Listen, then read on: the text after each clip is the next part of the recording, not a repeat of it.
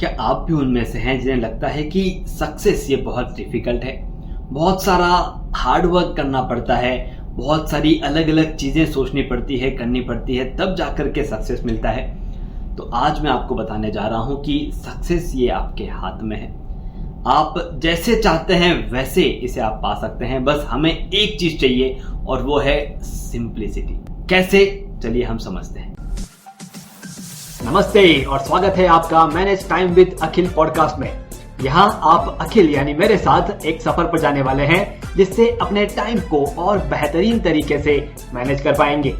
तो तैयार हो जाइए, हर बुधवार और शनिवार को एक नया कदम बढ़ाते हुए अपने सफलता की तरफ आगे बढ़ेंगे। चलिए शो की शुरुआत करें।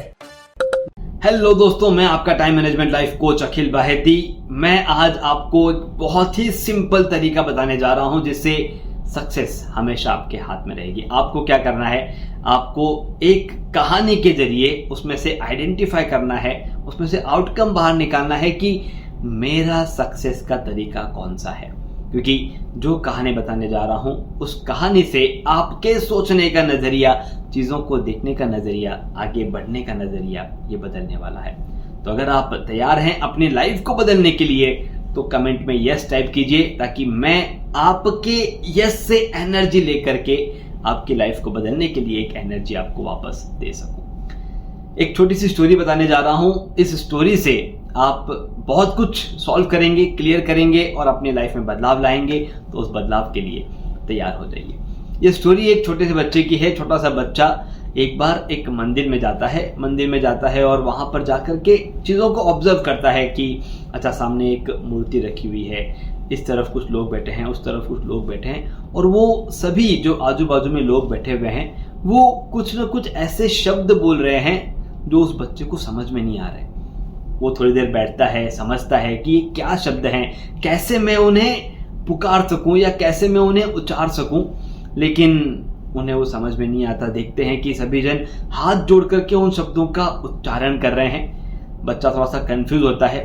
बच्चे को लगता है कि प्रार्थना, भगवान से प्रार्थना करनी होती है, ये तो मैंने सुना है, लेकिन ये क्या बोल रहे हैं वो मुझे समझ में नहीं आ रहा है। थोड़ी देर बच्चा यहाँ वहां देखता है, थोड़ा कंफ्यूज होता है, लेकिन फिर बच्चा जो है आंखें बंद करके हाथ जोड़ करके क ख ग ग ढ च छ झ झ न त थ क ख ग ग ढ बोलना शुरू कर देता है। एक बार बोलता है, दो बार बोलता है, तीन बार बोलता है, पूरी 12 खड़ी, पूरी स्वर्ण मालाएं वो बोलना शुरू कर देता है। पास में बैठा हुआ एक इंसान उसे देखता रहता है कि यार ये बच्चा क्या बोल रहा है और क्यों बोल रहा है। वो इंसान उसके पास जाता है, बच्चे को रुकाता है, बोलते बच्चा तुम ये क्या कर रहे हो? बोले मैं प्रार्थना कर रहा हूँ। वो इंसान ने कहा कि बेटा ऐसे प्रार्थना नहीं होती है, तुम्हें प्रार्थना सीखनी होगी। तो बच्चे ने भले ही भोले अंदाज से एक बात कही और कहा कि मुझे मेरे पिताजी ने कहा है कि जो प्रार्थना है वो इन्हीं शब्दों से बनती है, तो मैं बस उन शब्दों को बोलते जा रहा हूँ और साथ में भगवान को रिक्वेस्ट कर रहा हूँ कि इन शब्दों को जोड़ करके तुम्हें जो तुम्हारी प्रार्थना है, जो तुम्हें सही लगती है वो बना लेना। उस इंसान की आंखें खुल जाती है। वो इंसान देखता रहता है कि हम जो प्रार्थनाएं बोल रहे हैं, जो हमने क्रिएट की है, ये बच्चे ने बहुत ही सिंपल तरीके से उन प्रार्थनाओं में से अपनी प्रार्थना बना ली, उन शब्दों में से अपनी प्रार्थना बना ली। दोस्तों, समझने की कोशिश कीजिए उस बच्चे का गोल क्या था। उस बच्चे का गोल था कि भगवान के साथ मैं कनेक्ट हो जाऊं, और उस छोटे से गोल से उसे कौन रोक रहा था? वो आजू बाजू में बैठे हुए लोग जो अलग अलग शब्दों का उच्चारण कर रहे थे हाथ जोड़ करके, क्या वो उसे सच में रोक रहे थे? एक पल में वो रोक रहे थे, लेकिन जैसे ही उस बच्चे ने डिसाइड किया कि मुझे प्रार्थना करनी है, मुझे ये आउटकम चाहिए, एक बार बच्चे ने डिसाइड किया और वो आउटकम उन्हें मिल गया। कैसे मिला? तो एक सिंपल तरीके से कि मुझे जो आता है उसमें से जो मैं कर सकता हूं वो मैं करता हूं और मैं मेरे भगवान से कनेक्ट हूं। दोस्तों, इस चीज को मैं अपने गोल के साथ कनेक्ट करना चाहता हूं कि हमने जो भी गोल सेट किया है, चाहे वो आपको बहुत बड़ा लग रहा हो, चाहे वो आपको बहुत टाइम टेकिंग लग रहा हो, बहुत हार्ड लग रहा हो, लेकिन जितना आपको आता है, जैसा आपको आता है, उसके साथ एक बार आप शुरू करना शुरू कीजिए, उन टास्क को आगे ले जाना शुरू कीजिए। आप देखेंगे बड़े ही आसानी से आप उस गोल तक पहुंच जाएंगे, क्योंकि वहां पर एक सिंप्लिसिटी है। और अगर हम उसे कंफ्यूजन में डालते रहेंगे, ये मेरे कॉम्पिटिटर क्या कर रहे हैं, मेरा दोस्त क्या कर रहा है, मेरे फैमिली ने मुझे क्या कहा है, ये जो मुझे चीज सीखनी चाहिए थी मैंने नहीं सीखी है, मेरा जो एजुकेशन है वो लिमिटेड है, जितना ज्यादा कॉम्प्लिकेशन आप वहां पर जोड़ते जाएंगे उतना दूर वो आपका गोल हो जाएगा। जैसे उस बच्चे ने भगवान से कनेक्ट होने का गोल सेट किया था, आप अपने गोल से कनेक्ट होने के लिए जो आपको आता है बस उसे करना शुरू कीजिए। तो चलिए अब समझते हैं 3 स्टेप्स जिनसे आपकी ये गोल की तरफ होने वाली राह बहुत आसान हो जाएगी।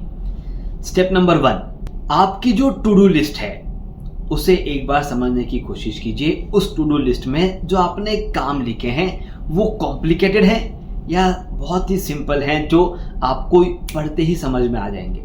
होता यह है कि कोई एक बहुत बड़ा काम होता है, उसे हम अपने वर्ड्स में लिख लेते हैं, लेकिन जब वो काम करने के लिए हम शुरुआत करते हैं हमें लगता है कि यार इसमें से तो ये एक काम पेंडिंग है, ये वाला काम होना अभी बाकी है। अगर आपके टू डू लिस्ट में बहुत सारे कॉम्प्लिकेशंस हैं तो वो सारे के सारे कॉम्प्लिकेशंस आपके शेड्यूल में उतर जाएंगे।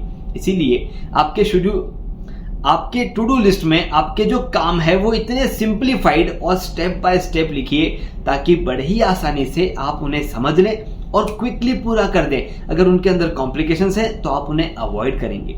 एक और चीज आप कर सकते हैं, अभी तक आप जितने काम अवॉइड करते आ रहे हैं, टालते आ रहे हैं, उनको चेक कीजिए यार वो कॉम्प्लिकेटेड है या सिंपल है।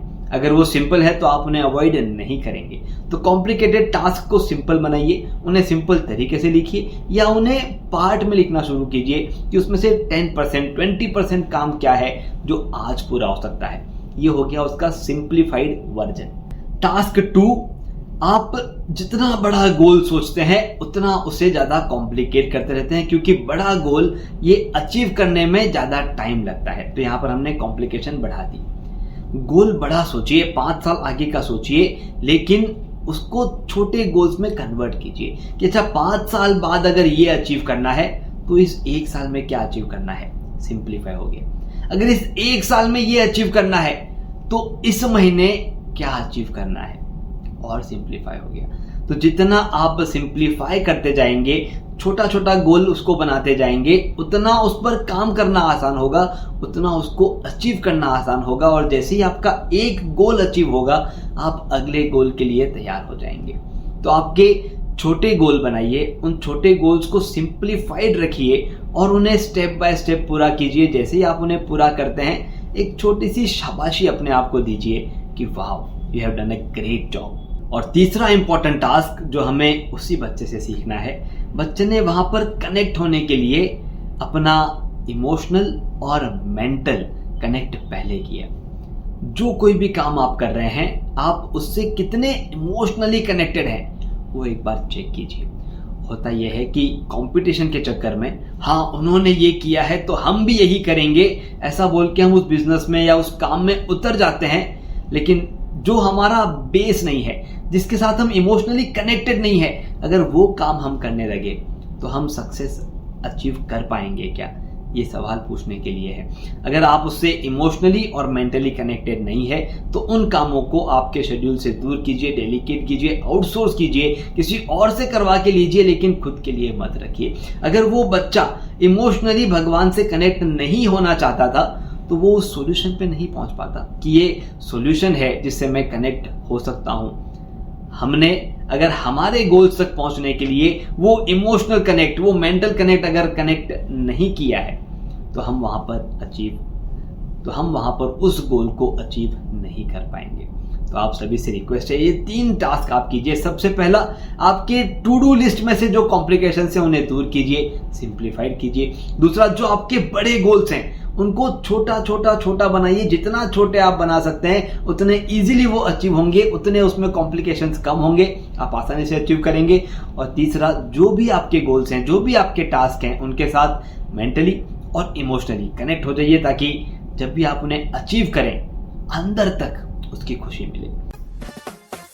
धन्यवाद। आपने सुना manage time with Akhil podcast का यह एपिसोड, जिसमें बताई गई टाइम मैनेजमेंट तकनीक के जरिए अपने जीवन में हम एक कदम आगे बढ़े। अगले एपिसोड के जरिए अगला कदम उठाने के लिए इस चैनल को, शो को सब्सक्राइब जरूर करें। ध्यान रहे, आपके रेटिंग्स और रिव्यूज से हमारे बीच की दूरियां कम हो जाती है।